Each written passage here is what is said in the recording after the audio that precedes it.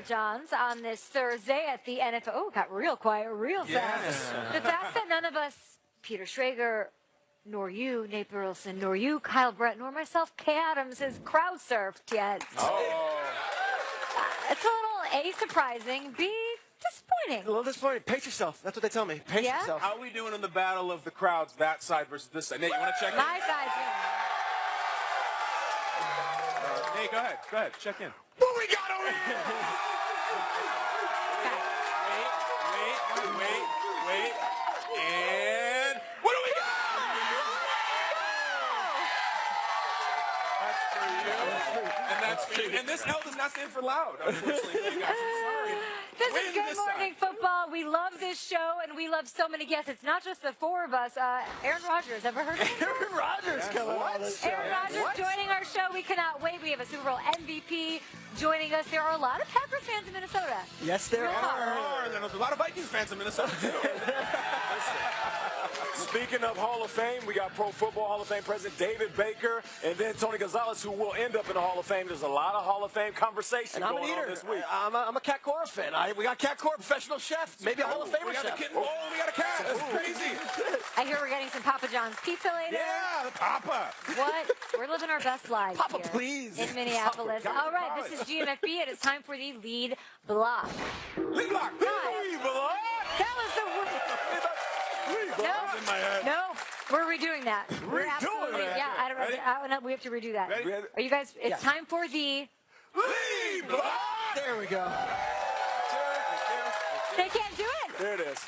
We got it. All right, we are 3 sleeps away from the Super Bowl. We are breaking down every angle of Philadelphia up against New England. It is the Pats and the Eagles. And whether it be on the field or off the field, we like to do something on our show, breaking down the toughest matchups within the matchups. We call it the Throwdown Thursday. We're matching up, matchups within the matchup. So let's get to the first one. The strength of the Eagles defense, the beast of the NFC East on that D-line. You have Brandon Graham. You have Fletcher Cox up against the man who has an injured handful of rings. And that is Tom Brady. Who gets the best of who?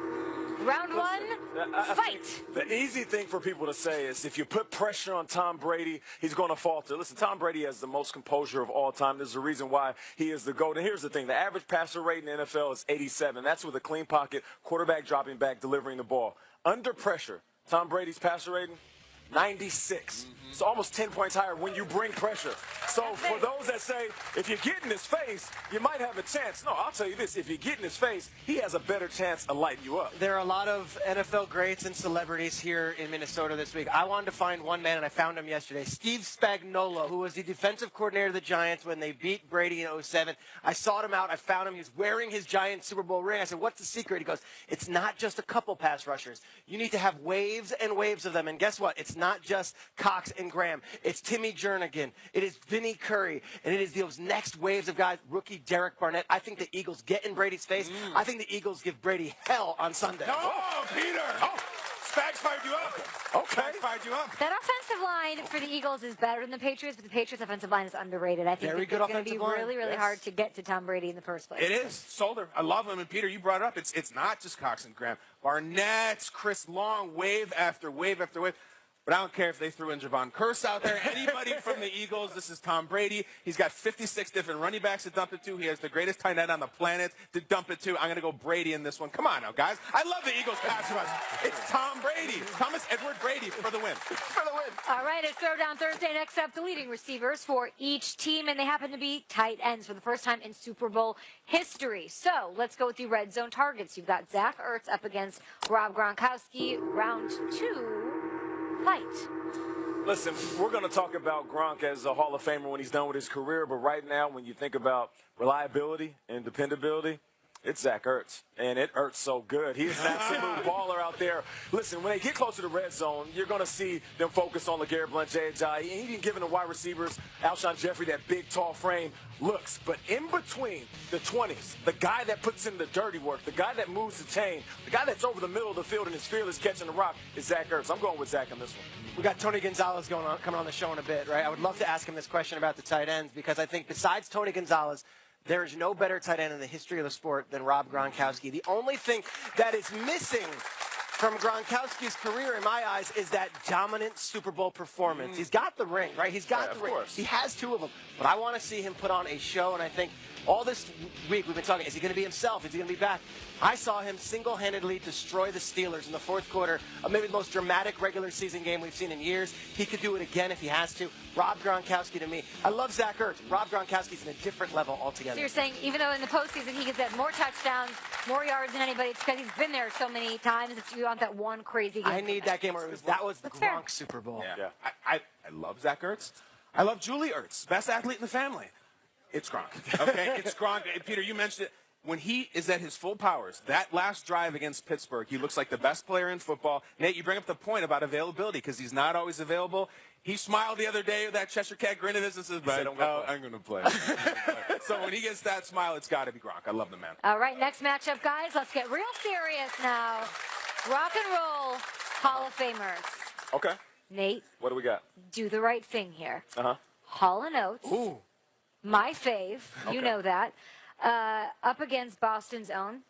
Good band. Aerosmith. Steven Tyler, he's okay. I'm Round just 3 saying, fight. Kay, I learned to walk this way. You know Aerosmith, so I'm going with Aerosmith. I will say I can't go for that. You can't go for that? Okay. Listen, You can't say Sometimes okay. music affects us by when it came out. All of Hall & Oates said I was a little kid. But Aerosmith introduced me to a young lady named Alicia Silverstone in the 90s in the trilogy of hits off that album, and I will go Aerosmith for the win. I'm back. I'm going with it. I Hall love & Hall & Oates' Oates. greatest hits. I love way Hall better & than Oates. I love Aerosmith. Hall & Oates, but you put on Love and Elevator. I'm riding that elevator. Here I am. Sweet emotion. I'm going with I'll Aerosmith. go with dude looks like a lady. I don't care.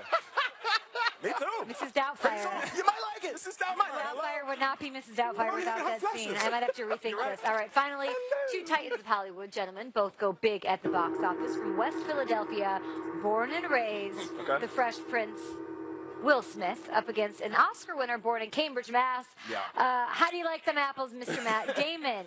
What do you got, Kyle? I would love to say Damon, but there's something stopping me. It's like there's this great wall that I cannot get to him. Fact is, when Will Smith was in his element, he would come out and be like, I own the 4th of July. It doesn't belong to America anymore. It belongs to me. Right. I'm going to hit you with a movie. I'm going to hit you with a song. He did a space cowboy movie where he rapped, you don't want to see my hand where my hip be at. And his hand went to said hip. He didn't It's curse, Will but he Smith. was gangster. Never cursed. He was a cowboy. He does it all. He does it all. Yeah. I love Will Smith, but I mean, I can watch Good Will Hunting if it's on the cable channels. I will watch it from start to finish, no matter what. I will watch it. I cannot leave my seat. I'm going Matt Damon. Big fan. Ocean's 11. Matt Damon. He didn't make Ocean's 11. He was the main character in Ocean's 11. Love him in Ocean. Peter, you have a good will. We have a great will. You can go movie for movie all day long. Is that our first dab of the Super Bowl? It was. But Matt Damon, he ain't got no Fresh Prince of Bel-Air. That's true. That's an absolute classic. Yeah, So but I'm going Will Smith. I feel like you did that just to have it for an answer. Yeah, come a little on, bit. Will Smith, I was going to say. Let's see what Aditi Kinkabala thinks, right? Okay, Let's see let's what go. she's doing. Idea. We are in Minnesota at the Super Bowl right now. You guys can tweet the show at #GMFB. We have coverage all morning from both the Eagles and the Pats. So, Aditi, is it Matt Damon or Will Smith? Well, little known fact, I almost bought a house that Matt Damon rented when he was filming a movie in Pittsburgh. But I'm still going with Will Smith.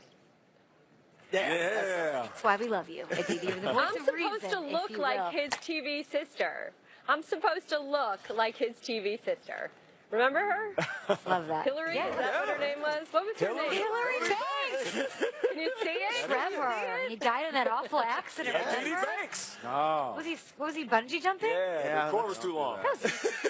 You're bringing us down now, Aditi. Let's bring it back up, talking about the Patriots. I feel like the relationship between the center and the quarterback is very intimate. It's very important. And we've got David Andrews as a team captain for the first time this season. He's a third-year pro. Why is his development and why should we be looking at him in the Super Bowl?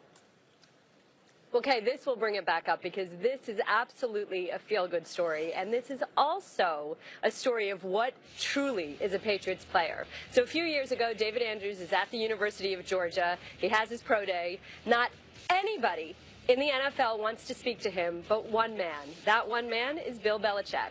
Bill Belichick sat with Andrews for a few hours. They went over film. Andrews said that Belichick could not have been more honest with him and straightforward.